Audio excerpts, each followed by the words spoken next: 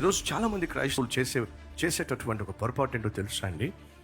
యేసుక్రీస్తు దగ్గరకు వచ్చిన తర్వాత కూడా లోకానుసారమైనటువంటి ఆచారాలను ఇంకా ఆశ్రయిస్తూనే ఉంటారు.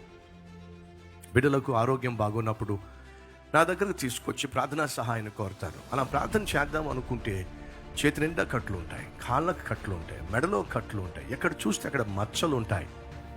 ఏమిటి ఈ మచ్చలు, ఏమిటి ఈ కట్టులు, ఏమిటి ఈ దారాలు, ఏమిటి ఇవన్నీ అని అంటే, నేను కట్టలేదండి, పక్కింటి వాళ్ళు కట్టారు. దేవుని దగ్గరకు వచ్చిన తర్వాత మళ్ళీ సెకండ్ ఆప్షన్, థర్డ్ ఆప్షన్ పెట్టుకోకండి.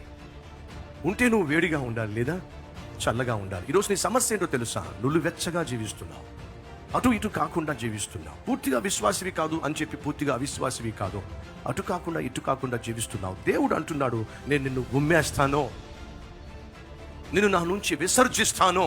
దేవుని చేత విసర్జించబడి మనం సాధించేది ఏమీ లేదండి, శూన్యం.